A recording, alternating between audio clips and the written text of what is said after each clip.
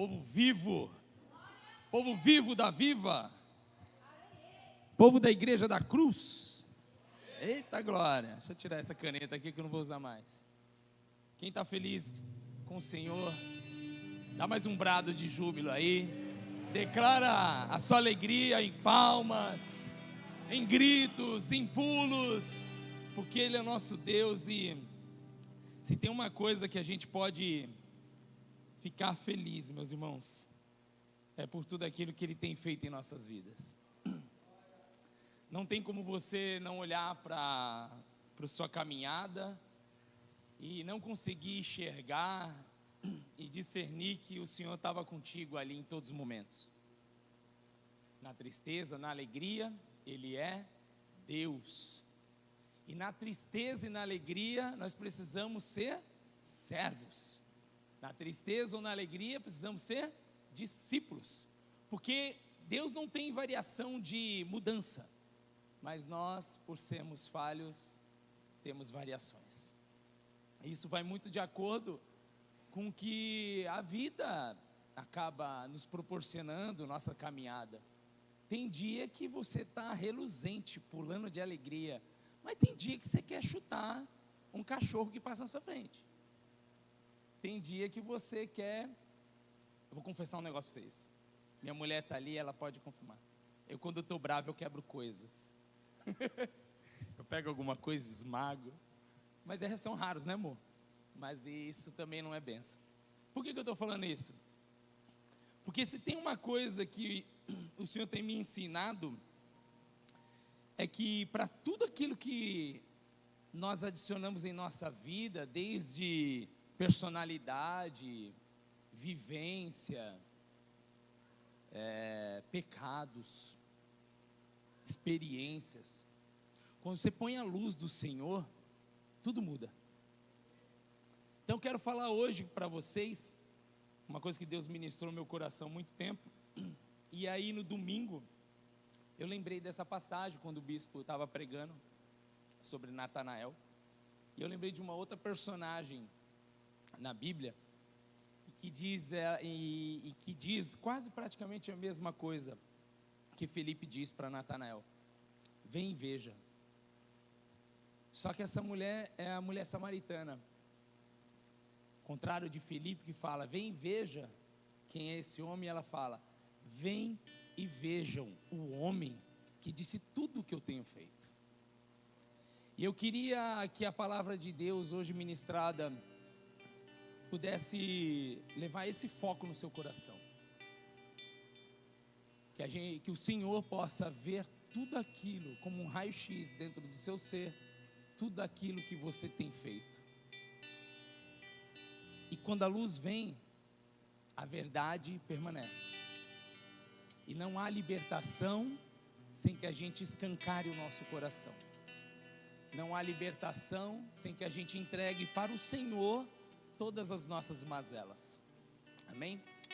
Abram em João 4. Pessoal da mídia, se puder colocar João 4, RA, revista atualizada, acho que fica legal. Se vocês conseguirem, amém? Vou esperar. Peguei os irmãos agora de surpresa ali, me perdoe. Quero desejar a todos que estão no YouTube, na internet, nossos canais, redes sociais, que você seja bem-vindo. Ô Marquinho, Deus abençoe, meu querido. Obrigado. Que você seja bem-vindo ao culto, que você seja ministrado por essa palavra e que o Senhor esteja aí no seu lar. Amém? Vamos ver? Em João 4:1 diz assim: uau, esses irmãos são fera demais. Quando, pois, o Senhor veio a saber, nós vamos ler até o 29, tá? Hoje vocês vão ler Bíblia, vamos lá. Se você não leu 29 versículos hoje, a hora é agora. Quando, pois, o Senhor veio a saber que os fariseus tinham ouvido dizer que ele, Jesus, fazia e batizava mais discípulos que João, se bem que Jesus mesmo não batizava, e sim os seus discípulos, deixou a Judéia, retirando-se outra vez para a Galiléia.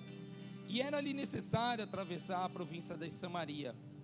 Chegou, pois, a uma cidade samaritana chamada Sicar, perto das terras que Jacó dera a seu filho José.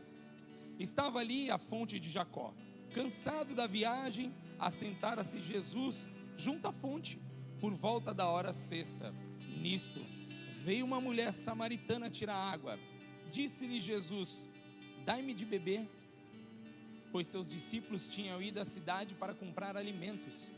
Então lhe disse a mulher samaritana: como sendo tu judeu, pedes de beber a mim, que sou mulher samaritana? Porque os judeus não se dão com os samaritanos. Replicou-lhe Jesus: se conheceras o dom de Deus, e quem o que te pede, dai-me de beber, tu lhe pedirias, e ele te daria água viva. Respondeu ela: Senhor, tu não tens como tirar, e o poço é fundo. Onde, pois, tens a água viva? És tu, porventura, maior que Jacó, o nosso pai, que nos deu o poço, do qual ele mesmo bebeu, e bem assim seus filhos e seu gado? Afirmou-lhe Jesus: quem beber desta água, tornará a ter sede. Aquele, porém, que beber da água que eu lhe der, nunca mais terá sede. Pelo contrário, a água que eu lhe der será nele uma fonte a jorrar para a vida eterna. Disse-lhe a mulher: Senhor, dai-me dessa água, para que eu não mais tenha sede, e nem precise vir aqui buscá-la. Disse-lhe Jesus: vai, chama teu marido e vem cá. E ao que lhe respondeu a mulher: não tenho marido. Replicou-lhe Jesus: bem dissestes, não tenho marido, porque 5 maridos já tiveste, e esse que agora tens não é teu marido. Isso disseste com verdade. 19. Senhor, disse-lhe a mulher: vejo que tu és profeta. Nossos pais adoraram neste monte, vós, entretanto, dizeis que em Jerusalém é o lugar onde se deve adorar. Disse-lhe Jesus: mulher, podes crer que a hora vem, quando nem este monte, nem em Jerusalém adorareis ao Pai. O Pai, vós adorais o que não conheceis, nós adoramos o que conhecemos, porque a salvação vem dos judeus. Mas vem a hora, e já chegou, em que os verdadeiros adoradores adorarão o Pai em espírito e em verdade, porque são esses que o Pai procura para seus adoradores. Deus é espírito, e importa que seus adoradores o adorem em espírito e em verdade. Eu sei, respondeu a mulher, que há de vir o Messias, chamado Cristo. Quando ele vier, nos anunciará todas as coisas. Disse-lhe Jesus: eu sou o que falo contigo. Vou parar aqui no 26. Amém? Glória a Deus, meus irmãos. Todos nós, pode sentar. Vai sentando, dando glória, enquanto eu bebo uma aguinha.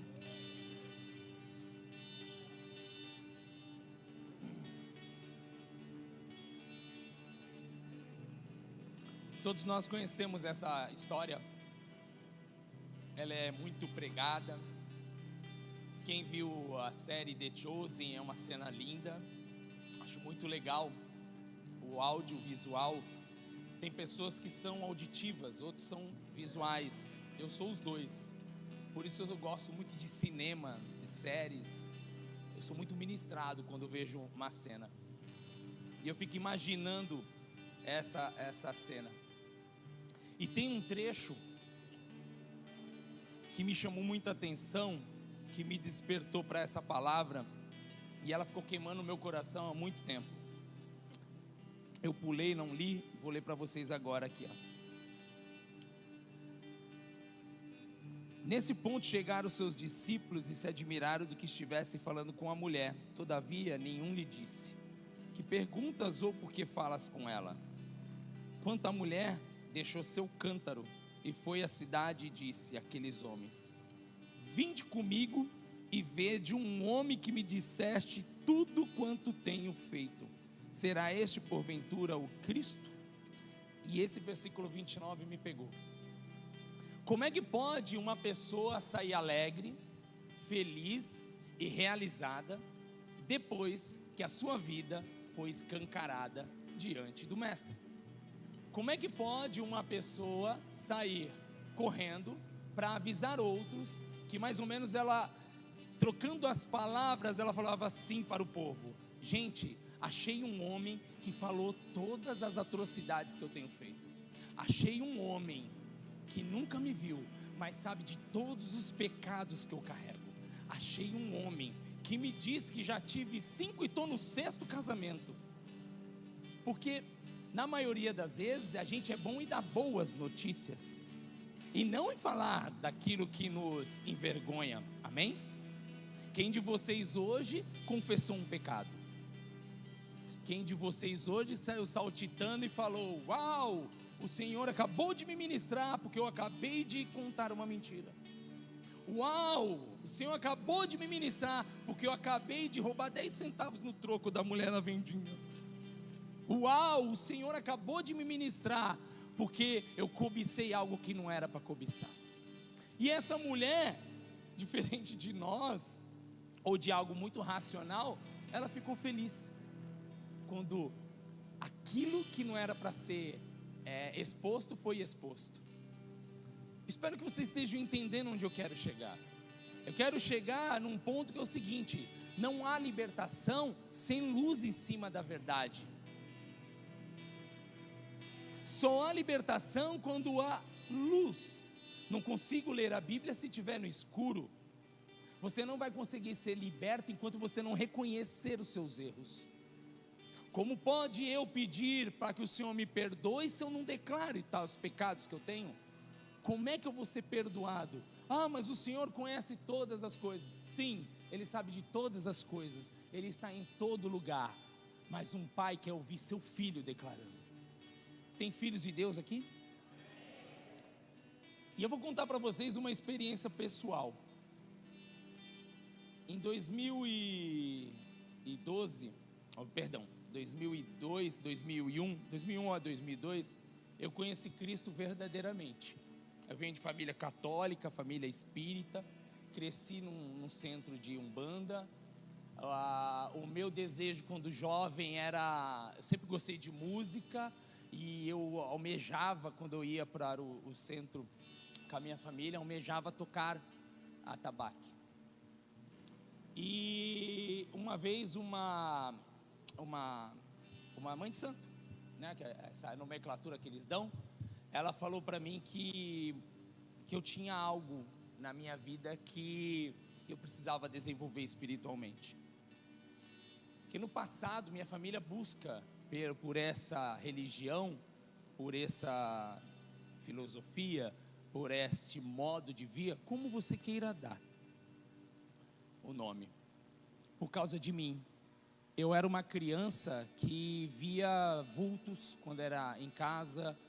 Eu tinha um problema que se eu entrasse dentro do ambiente e me dasse esses ataques, sabe a pontinha da quina ali, da parede? Eu via coisas sempre nessas pontinhas. Então minha família via que eu ficava travado, olhando, e aquilo ali me atormentava. Eu saía em prantos. Eu tinha meus meados dos 7 até meus 10 anos, eu sofri muito com isso. Foi quando a minha família procurou ajuda, mas ao invés de procurar no Cristo, no Jesus verdadeiro, eles foram nessa alternativa, por falta de conhecimento. E eu me envolvo com isso a ponto de depois eu ver minha família todinha ser também despedaçada nesse mesmo período. Meu pai perdeu um caminhão num golpe, perdemos todas as nossas finanças. Nós saímos da casa onde eu morava no Humaitá, fui morar lá na zona noroeste com a minha família, eu, meu pai, meus 2 irmãos, ou seja, 5 pessoas dentro de um quartinho mais ou menos desse tamanho. E foi uma época muito dura. E eu fiz uma coisa, eu me revoltei contra essas entidades. Só que por falta de conhecimento, eu coloquei Jesus, Deus, Espírito Santo, orixás, santos, Buda, tudo dentro de um saquinho e joguei pela janela. E virei aquele ateu revoltado com tudo que é divino, tudo que possa ser. Não vem me falar de Deus não, que funciona. Mas eu fui alcançado por Cristo. Eu fui alcançado por Cristo num desafio na rua, no meio da rua. Tinha um irmão que pregava pra gente, o irmão Sérgio. Esse cara me ganhou para Cristo. Ele fez um desafio para mim, ficava eu e os meninos na calçada, no canal, usando droga, maconheiro. E ele fez um desafio para mim assim: Tony, E ele querendo provar Jesus para nós. Se por acaso você precisar que eu prove que Jesus é na tua vida, o que você gostaria que ele fizesse agora na sua vida? Lembrando que nessa época, eu acabei não falando, eu já era pai. Eu já tinha uma filha de 1 ano de idade. E eu falei assim, cara, eu preciso trabalhar. Eu preciso trabalhar. Ele falou, se Deus fizer alguma coisa neste meio tempo, relacionado a isso, você vai na igreja comigo? Eu falei, eu vou. Quero ver se Deus mesmo. Eu vou. Ele falou, tá bom. E ele foi embora. Isso era meados de 3 horas da tarde. Continuei lá naquela calçada, naquele canal com os irmãos até umas 6 da tarde, Marcelo. Fumando maconha, jogando a vida para fora, sem perspectiva nenhuma. Cheguei em casa e minha mãe falou, moleque, onde tu tava? Tô a tarde toda te procurando. Naquela época a gente não tinha celular, tá? Eu sou velho. Não tinha. Quem tinha celular, um Nextel top, pesadão, era gente da nata. Eu fui conhecer um TES, nossa, demorou. Eu estou falando com os velhos aqui, ninguém sabe o que é TES, deixa quieto. E aí minha mãe falou, Tony, eu estava te procurando, cadê você? Eu falei, que foi, mãe? Tu recebeu um telefonema agora, amanhã tu vai fazer uma entrevista no Atacadão. Eu travei. Eu nunca entreguei currículo no Atacadão, gente. Nunca. Peguei a bicicleta e saí, onde tu vai, moleque? Tu tem que separar os documentos. Eu falei, Deus, já volto aí, mãe. E eu corri até a casa desse irmão Sérgio e bati na porta desse cara. Gente, se tem uma coisa que é linda, uma pessoa convicta do que o Senhor faz, esse cara veio, abriu a porta do corredor dele e veio assim, oi Tony, e aí? Ele estava convicto de que alguma coisa tinha acontecido. E ele veio, eu falei, Sérgio, eu preciso falar para você uma coisa que aconteceu, cara, e tu não vai acreditar, etc e tal. Aí ele falou assim, que foi que aconteceu? Cara, tu não falou para mim que era um desafio, era eu arrumasse um emprego? Cara, amanhã eu vou fazer uma entrevista no Atacadão. Ele, tá, mas e aí, tu vai na igreja? Gente, eu não entrei no Atacadão, mas aquilo para mim já foi o suficiente para mim acreditar nesse poder maravilhoso do Senhor. Detalhe, eu pergunto para minha mãe, que horas que os caras ligaram, mãe? Ela, meados de 3 horas da tarde, na hora que o cara estava fazendo o desafio para mim. Lindo demais esse Deus. Mas aquele que está de pé, vigie para que não caia. Fui batizado, comecei a congregar. Só que a palavra de Deus diz que aquele que não vigia e se perde no caminho, vem 7 vezes mais. Eu era um conhecedor da palavra de Deus e fiquei 2 anos dentro da igreja. Achei que estava tudo bem e fui flertar de novo com o pecado. E meu tombo foi muito maior. Se eu era só um simples rapaz que fumava maconha, eu acabo conhecendo de forma muito mais profunda a cocaína, depois que eu me desvio, a prostituição e o pior de todos, o crack. Para quem não sabe, eu sou ex-usuário de crack. Eu vou provar isso para vocês de alguma forma. Quem está na mídia, coloca aí uma das, se quiser apagar.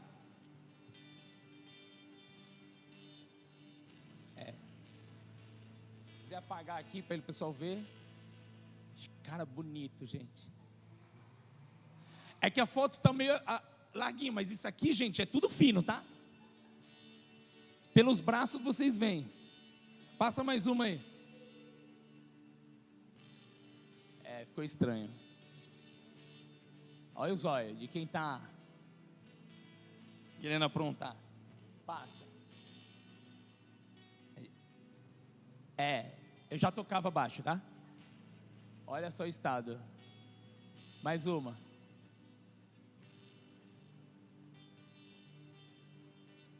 Isso é uma festa dentro da casa da minha família. É que as fotos ficaram meio tortas. Mais uma. E eu era petista.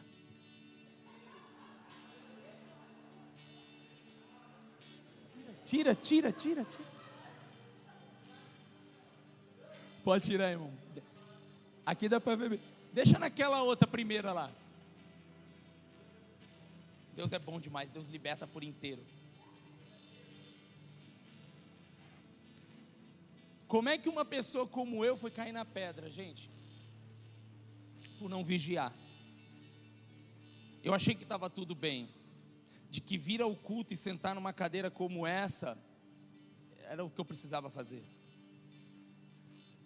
Eu não lia a palavra, não orava, demorou muito tempo para mim entender sobre essas coisas. E aí eu fui experimentando uma coisa, até que eu vou para o crack.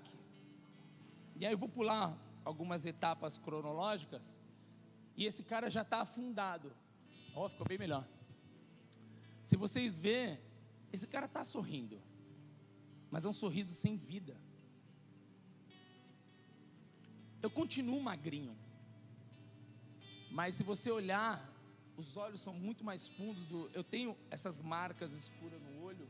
Eu acho que o Senhor não tirou esteticamente isso de mim, para que toda vez que eu olhe no espelho, eu entenda e lembre de onde o Senhor me tirou. Eu vou contar para vocês no dia, agora, que eu quero assimilar a palavra com o que a gente vai chegar numa conclusão. Vem e vejam o homem que disse tudo o que eu tenha feito. Eu cheguei em casa um dia do trabalho, e por causa de R$5, eu quase bati na minha mãe. Eu estava 3 dias sumidos, fedendo, e naquele dia eu tinha um trabalho. Como tudo que eu fazia, eu pedia, era para consumo de droga, nesse dia, eu quase avancei na minha mãe. Quantas e quantas histórias você vê na internet de filhos que matam pais? Eu podia ter sido um desses da estatística. Tudo isso por causa de uma fissura. E naquele dia, olha só, eu nem queria os R$5 para droga. Eu queria pegar uma van, porque eu tinha uns bicos que eu fazia num barzinho, e eu tinha que ir para Santos trabalhar. Mas eu já estava 3 dias longe de casa, usando. E não sei se vocês já perceberam, essas pessoas que estão no crack, uma das coisas que elas são antissociais. Enquanto não passar a brisa, ela não volta para casa, ela não consegue encarar ninguém, ela não consegue olhar ninguém na cara. Pode obrigado. Ela não consegue ver ninguém olho no olho, ela não consegue ter uma vida social. Alguém de vocês aqui tem algum familiar, algum amigo nessa situação? Conhece alguém, algum vizinho? É assim, irmã. A pessoa prefere sumir sem tocar. Eu ficava ou debaixo do Ilha Pochá, ou ia correndo para o Morro do Ilhéu e ficava dentro do mato 2, 3 dias. Necessidades fisiológicas você faz no local. É a coisa mais deplorável que tem, gente, o crack. É uma das coisas mais deploráveis que tem. Por isso, se você tiver alguém nessa situação, procure ajuda. Não titubeie, procure ajuda para essa pessoa. Nesse dia, então, eu estou bravo com a minha mãe. Peguei a avenida, saindo da minha rua ali. Então, o irmão Renê, que cresceu comigo no Maitá, sabe? Fui em direção ao Kelma, é uma escola, e fiquei no ponto de ônibus. E naquele mesmo caminho, uma voz no meu coração, uma voz na minha cabeça falava: você não presta para nada, você já vendeu moto, você vendeu semana passada as roupas do teu irmão para usar pedra, a tua filha não quer mais saber de você, a tua mãe não acredita mais em você, o seu pai já falou que não sabe mais o que fazer contigo, as pessoas não te reconhecem mais como o Tony, aquele carinha legal, gente boa, alegre, que divertia as pessoas. Ninguém quer andar do seu lado. Hoje chega, hoje tu vai dar um fim na sua vida. Era isso que passava dentro do meu coração. E eu segui para o ponto de ônibus nessa intenção: alguma coisa eu vou fazer e eu vou acabar com tudo. Eu não presto mais para nada. Estou escancarando as verdades da minha vida ali naquele momento? Estou ou não estou? O inimigo não estava me chamando ali e escancarando na minha cara tudo aquilo que eu tinha feito? O inimigo, ele conhece a palavra de cor e salteado. E ali naquele momento, as minhas verdades, a minha realidade estava sendo escancarada, mas estava sendo escancarada com uma intenção: acusar, matar e destruir. Porque eu não tinha entendimento, eu já estava tão perdido na minha mente, no meu coração, que para mim não havia esperança. Aquele Deus que eu conheci, que me resgatou, que fez o desafio comigo, cadê Ele? Cadê aquele Deus que fez o desafio comigo? Culpa dele? Não, culpa minha, porque eu mergulhei. Quantos de vocês e quantos de nós já tivemos situações na minha vida que a gente estava tão atolado dos problemas, tão atolado das dores, tão atolado de pecado, que a gente não consegue enxergar uma luz no fim do túnel? Essa mulher samaritana, ela foi num poço pegar água, e o meu poço era o fundo do poço, lama, tristeza, dor, só escutava a morte. Eu agarrei no ponto de ônibus, gente, na Avenida 46, e eu ia pegar o 942. Naquele dia, René, não passava um 942, mas passava um 933, um 922, aparecia todos, e todos passavam. Ou naquele dia os ônibus estavam com uma velocidade, gente, tremenda, e uma voz falava no meu coração: cara, tu vai ficar famoso aqui, porque, mano, vai todo mundo falar sobre você amanhã. O Tony se jogou embaixo de um ônibus, você viu o que aconteceu com ele? Então, próximo ônibus que vir, você se joga. E eu agarrei no ponto de ônibus com aquelas pilastras de concreto, eu agarrei e fiquei preso dentro daquela turbulência mental, daquela opressão, que é o que o inimigo quer que a gente fique, preso nesse pecado. O Senhor, gente, eu vou te falar uma coisa para vocês, que é uma frase que eu aprendi: o Senhor te chama pelo nome, mas o inimigo vai sempre te chamar pelos teus pecados. Então cuidado, porque se muito pecado tiver ouvindo, se seu nome, seu sobrenome tiver sobrenome de pecado, cuidado, corre para os braços do Pai, que Ele vai te chamar de filho. Eu não tinha esse entendimento, gente, e aquela voz me falava: se joga, se joga, se joga. Eu não me joguei. Por quê? Porque o Senhor manda escapes. Estava passando do outro lado da rua um irmãozinho chamado Samuel. Esse cara vivia comigo nas maquininhas da vida, usava cocaína comigo, me viu no crack, fazia horrores também na rua. Ele está passando e alguma coisa me disse assim: mano, corre daqui, fala com o Samuel. Corre, sai dessa turbulência. E eu gritei: Samuel, olha o nome do cara. Samuel. Eu gritei: Samuel. Quem lê Bíblia sabe, Samuel. E ele parou. Eu atravessei. Falei: Samuel, cara, tu sumiu e tal, mano. E eu olhava para ponto de ônibus, parecia que tinha um negócio lá. E tinha, claro. Samuel, cara, mano, o que aconteceu? Tu sumiu, nunca mais te vi lá no Batista. Lembra do Batista? Era o inferno no Maitá. Nunca mais te vi no Batista. Cara, o que aconteceu? Ele: cara, eu tô tranquilão, tô de boa. E mostrou uma aliança. Aí eu falei: ah, não, cara, tu tá namorando? Eu preciso de uma mina também, cara. Que aí eu sossego. Aí ele olhou para minha cara: não, cara, olha direito. E aí eu olhei e estava escrito Jesus. Aí ali eu desabei, eu senti paz. Uau, cara, tu tá indo para a igreja, mano? Aí ele: eu tô, cara, eu tô indo ali na Nova Vida, ali do Bispo Wilson, papapá. Começou a falar. Fui num evento mó da hora, um tal de encontro com Deus, e mó legal, não posso falar nada, só sei que é tremendo, e aquele papo de crente que já foi para o encontro com Deus. O cara fica te atiçando com a palavra: é tremendo, é tremendo, é tremendo. Meu camarada, o que é isso? É só sei que é tremendo, tu tem que ir. E passa do outro lado, enquanto eu estou conversando com o Samuel, lá naquele ponto de ônibus que eu abandonei, aquele barulho, passou um outro menino chamado Hugo Praxeres, tocador de cavaco, pegador do Maitá, um dos caras mais lembra do Hugo Praxeres?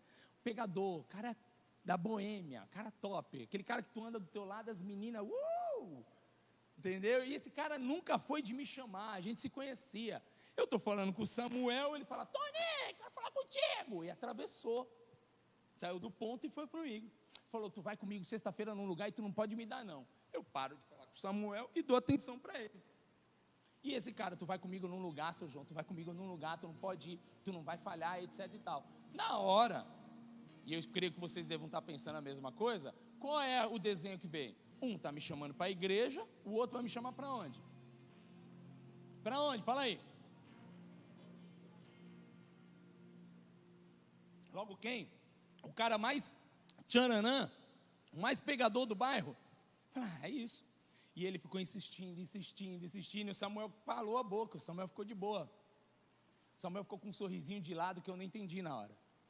Falei: tá, Hugo, para onde você quer me levar? E no momento de mais desespero da minha vida, gente, eu estava no ponto de ônibus e ia me matar. O Samuel estava me chamando para Cristo. O Hugo, o botou a mão no meu ombro, olhou dentro da bolota dos meus olhos e falou: quero que tu vá na igreja comigo.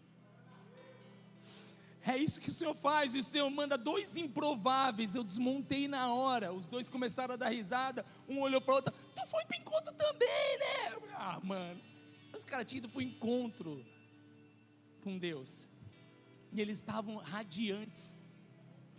Eles queriam falar para mim: vem e veja o homem que disse tudo o que eu tenho feito. Era isso que aqueles caras carregavam naquele momento, que eles tinham sido libertos, as vistas deles tinham sido escancaradas. O que eu fiz? Fui. E o Senhor fez maravilhas na minha vida. Senhor, eu nunca mais usei pedra. Eu nunca entrei numa clínica de reabilitação para fazer um tratamento. Pelo contrário, hoje eu me sinto lisonjeado de poder estar em algumas clínicas, mas levando outras pessoas. Naquela época eu era solteiro, não era casado. Depois eu conheço aquela mulher maravilhosa, Dona Kel, e a gente começa a ter uma vida abençoada, um feliz com o outro, porque essa aqui também não prestava. Não é, amor? É que eu não botei, botado uma foto sua aqui, amor. Ia completar legal. Quem viu minha esposa nas antigas também, do balacobaco, gente, do balacobaco. Mas eu encontro essa mulher bem, que ela se converteu na Universal, batizada, andava com aquelas blusinhas dos jovens, com um jornalzinho. Eu falei: uau, olha que legal que Deus está fazendo na vida daquela morena. A morena está ficando até bonita. E essa mulher ficou ficando com vida, eu também fui ficando com vida. A gente se encontrou vibrando um com o outro, com o que Deus estava fazendo nas nossas vidas. E dali para frente é história. Estamos aí casados, ano que vem fazemos 10 anos de casado. Eu não vigiei lá na frente, eu nunca mais usei pedra, gente, eu nunca mais tive problema com crack. Mas graças a essa mulher aqui, no período em que eu tive uma rateada, que eu fui de novo flertar com o inimigo, porque eu flertei 1, 2 vezes, tá? Essa mulher que segurou minha vida em oração, ficou 1 ano orando, enquanto ela estava aqui com vocês na Viva, eu estava em alguns momentos perdido por aí. Essa mulher em oração, joelho dentro do banheiro. Às vezes eu chegava torto de pó, seu João, pego, com os olhos estralados. Essa mulher entrava dentro do quarto, ficava orando, e aquilo me matava. Então o que eu estou dizendo para vocês, meus irmãos, não adianta ficar flertando com o inimigo. Eu estava bem, flertei e caí. Fiquei bem, flertei e caí. Hoje eu estou bem e eu não flerto mais com o inimigo, porque essa palavra aqui, ela precisa estar a todo momento me falando. Meus irmãos, em nome de Jesus, o que essa mulher fez? E eu aprendi, e eu quero que vocês aprendam. A partir do momento que eu escancarei os meus pecados para o Senhor, a partir do momento que eu não vi vergonha, eu vi redenção através da minha vida, em termos do quê? Tudo aquilo que eu estava fazendo era para libertação. Eu precisava falar para o Senhor: Senhor, em nome de Jesus, a minha mulher acabou de ir para o encontro com Deus, Senhor. Enquanto ela estava no encontro com Deus, Senhor, eu estava num motel com uma mulher. É ou não é, amor? Enquanto minha mulher estava indo no encontro da Viva aqui, eu estava com uma mulher dentro do motel. E quando eu volto para Cristo, uma coisa me incomodava. E todas as vezes é libertador, gente. Você quer ser liberto? Escancara. Pega a sua esposa, pega o seu amigo, confesse os seus pecados. Confesse os seus pecados para o Senhor e Ele tudo fará. Essa mulher, ela não confessou, mas ela teve a certeza que o Senhor, quando colocou a luz ali nos pecados dela, na luta dela, no drama dela, o que o Senhor fez? Trouxe vida para ela. Vocês viram ela beber água? A gente não vê ela beber água. A gente não vê. Porque a água ali era isso. Era essa libertação que ela precisava. Aqui, ó, puf, a mente, o coração destravou. E essa mulher corre para esse povoado e prega para toda aquela pessoa, aquele pessoal. Vamos ver quando isso aconteceu? Verso 39. Muitos samaritanos daquela cidade creram nele, em virtude do testemunho da mulher que anunciara: ele me disse tudo quanto tenho feito. Vindo, pois, os samaritanos ter com Jesus, Pediam-lhe que permanecesse com eles, e ficou ali 2 dias. Muitos outros creram nele, por causa da sua palavra.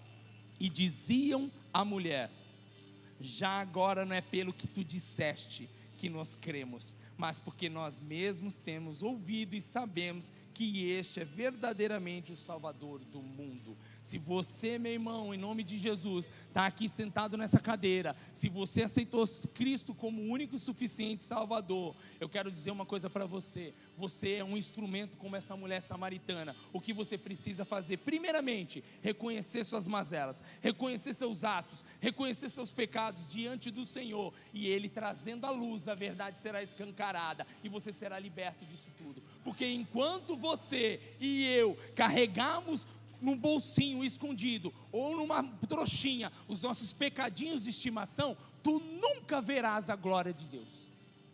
Tu nunca verás aquele parente que você quer liberto.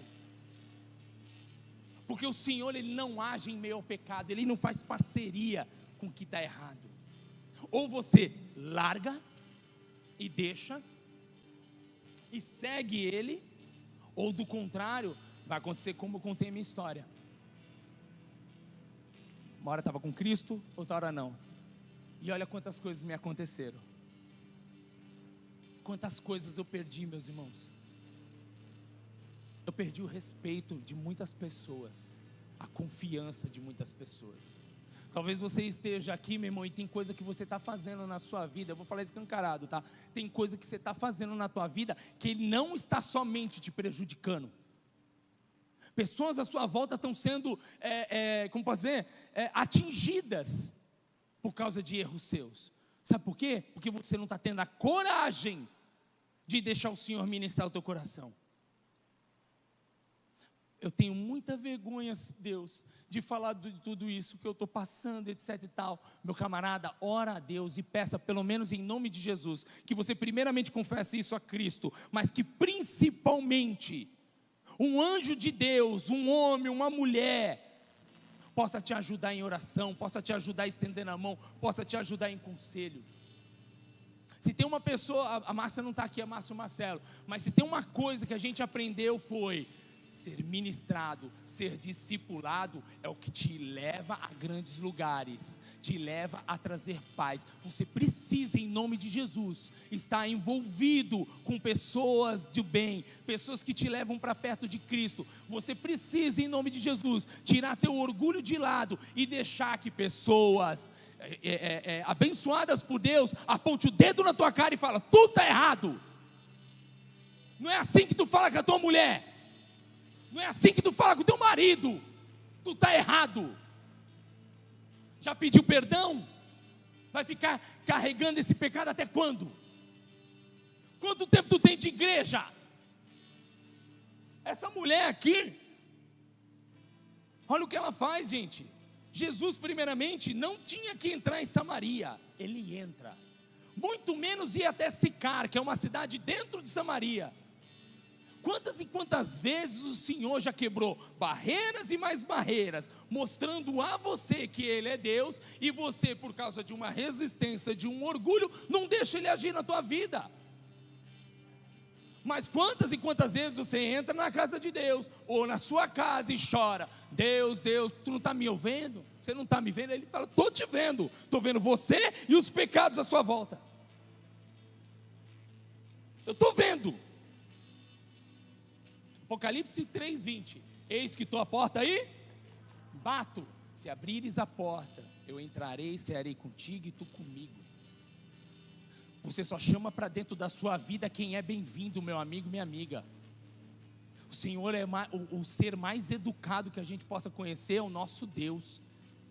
O inimigo não. O inimigo, quando ele entra na nossa vida, ele mete o pé na porta, faz a bagunça que faz na nossa vida, e ainda pega a tua cara e esfrega a tua cara no chão, para te envergonhar, e muita gente vai ver isso. Então você tem a oportunidade hoje, em nome de Jesus, de não deixar que isso aconteça, porque aí sim, eis que estou à porta e bato, se ouvires a minha voz, e abrires a porta. Que porta é essa? É a porta do teu coração, é a porta da tua vida. Se você deixar ele entrar e falar assim: ó, tá vendo essa prateleira aqui, ó, tá cheia de pecado, eu preciso me livrar dessa prateleira. Está vendo isso aqui, Senhor? Esse é o cantinho da minha desonra. É aqui que eu pratico as coisas mais horríveis, Senhor. Me ajuda. E aí Ele fará. Do contrário, enquanto a porta estiver fechada e você fingir que Ele está batendo, e tu não está escutando, a tua vida vai continuar a mesma. É fato. Essa mulher teve que tomar uma coragem. Ela foi escancarada, ela foi envergonhada diante de um desconhecido. E ela ainda tira onda com ele, porque tem uma hora que ela fala assim para Jesus. Cadê? Aqui no 25. Eu sei, respondeu a mulher, que há de vir o Messias, chamado Cristo. Quando ele vier, nos anunciará todas as coisas. Ele estava acabando de anunciar, ela queria mais o quê? E disse Jesus, eu sou o que falo contigo. Quantas vezes você tem escutado o Senhor falar contigo, e você ainda está falando, eu acho que ele não é ele não. Eu acho que ele não viu não, eu acho que ele não apareceu não. Aí vem o Senhor e se mostra bondoso com você, e você continua, não, acho que não era ele não, eu acho que foi a força do acaso. Quantas e quantas vezes, meus irmãos, em nome de Jesus, a gente vai ficar dando murro em ponta de faca. O Senhor nos chama para jogar, em nome de Jesus, nessa noite, a verdade sobre a sua vida. Eu quero chamar você para essa reflexão, é libertador, meu irmão, é libertador. Eu não tenho vergonha de certas coisas, procure em nome de Jesus. Deixa eu falar uma coisa para vocês, essa nossa igreja aqui, o que mais tem pessoas dispostas a te servir. Pode falar o que for, uma coisa que ninguém vai poder falar, não tem ninguém para me ouvir, tem. Você está indo numa célula, você se colocou à disposição de um líder de célula, você pegou um pastor aqui, um irmão em Cristo, uma pessoa que você vê que lê a palavra, que tem intimidade com Deus, e você escancarou teu coração para ele em algum momento? A gente não faz isso, meus irmãos. A gente fica esperando, como a mulher falou assim, eu sei que o Cristo vai vir, e quando ele vier, ele vai falar todas as coisas. Se a gente pensar assim, pode ser tarde demais, porque vai ter um dia em que o sino vai tocar, e aí pode ser tarde demais. Para mim, naquele ponto de ônibus, eu estava entre o tarde demais para a bênção que eu não esperava, mas a bênção me alcançou. E você, está onde agora? No tarde demais? Está esperando o quê? O Senhor fala mais o quê? Quantas maravilhas você precisa ver? Você precisa ver o Senhor rasgar realmente aqui em glória, e anjos e querubins saltitando, arcanjo com aquela arpinha. Meu irmão, isso não vai acontecer. Sabe o que vai acontecer? Lágrimas derramadas ao chão, reconhecimento das suas falhas, reconhecimento dos teus pecados. O Senhor vai pegar tudo isso, jogar no mar esquecimento. Já você não vai mais ser chamado pelos seus pecados, você vai ser erguido, chamado para essa face com Deus, e Ele vai te falar: filho, eu estou aqui para te curar, para te restaurar e fazer tudo novo na sua vida. Em nome de Jesus.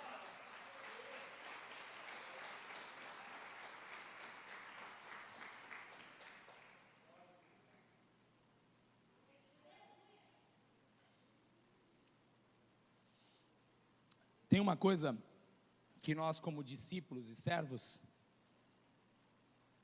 eu notei nessa palavra, e eu queria levantar a bola para nós, fazer um meia-culpa. Eu sou um líder de célula. O Senhor me deu uma missão, eu e minha esposa, minha família. Nós servimos aqui com o maior carinho.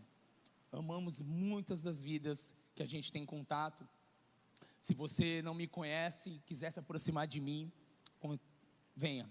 Nós estamos dispostos em minha casa, assim como muitos outros irmãos aqui. Mas se você reparar nessa história, os discípulos tinham saído para comprar comida, amém?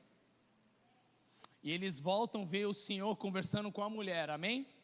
E eles se espantam, uau, ele está conversando com a mulher. Sabe o que é incrível? Aquela mulher volta, corre, escancara o seu coração para aquela cidade, fala, aquele homem falou tudo que eu tenho feito, e daqui para frente minha vida vai ser outra. Eu quero apresentar ele para vocês. Os discípulos foram, trouxeram comida, mas não trouxeram uma alma para conhecer Jesus. Por isso que muitas das vezes a gente vê um irmãozinho que acabou de chegar na igreja arrastando multidões. Nós, já estamos na igreja há maior tempão, e quantas almas nós estamos aqui para dentro? Mais uma vez, os discípulos foram. Quantas maravilhas os discípulos já tinham visto? Quantas maravilhas aquela mulher tinha visto? Faz uma comparação. Quem tinha mais tempo com Cristo? A samaritana ou os discípulos? Os discípulos, né? Não era para pelo menos cada um trazer um? Não era para cada um trazer um? Eu quero chamar a sua atenção para você, para nós aqui, nós os servos. Nós às vezes estamos perdendo tempo em servir Deus da forma errada, trazendo comida para Ele. E Ele fala o quê? Olha só o que Ele fala. É lindo demais.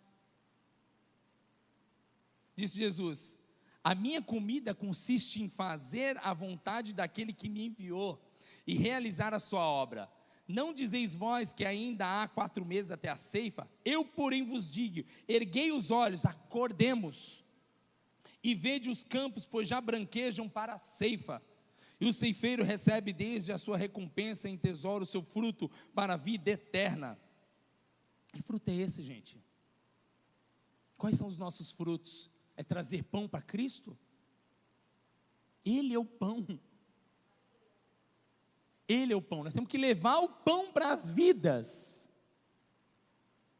Pois no caso é verdadeiro o ditado: um é o semeador e outro é o ceifeiro. Eu vos enviei para ceifar, e o que não semeastes, outros trabalharam, e vós entrastes no seu trabalho. Meus irmãos, em nome de Jesus, queria chamar o pessoal do louvor. Meus irmãos, em nome de Jesus, pode vir. Eu quero que você fique de pé. Eu quero que você fique de pé e que a reflexão, eu espero em nome de Jesus, Pai, por favor, Senhor, em nome de Jesus, que essa palavra fique ao coração dos teus filhos, Senhor Jesus. Não por mim, Senhor Jesus, mas o mesmo impacto que o Senhor trouxe ao meu coração, quando eu entendi, Senhor Jesus, que os meus pecados não poderiam ficar mais escondidos, que os meus pecados não poderiam ficar mais em modo, Pai, a ponto de eu guardá-los como estimação, Pai. Espírito Santo de Deus, em nome de Jesus, que teus filhos possam entender que nós precisamos jogar luz em cima dos nossos erros, para que a gente pare de errar.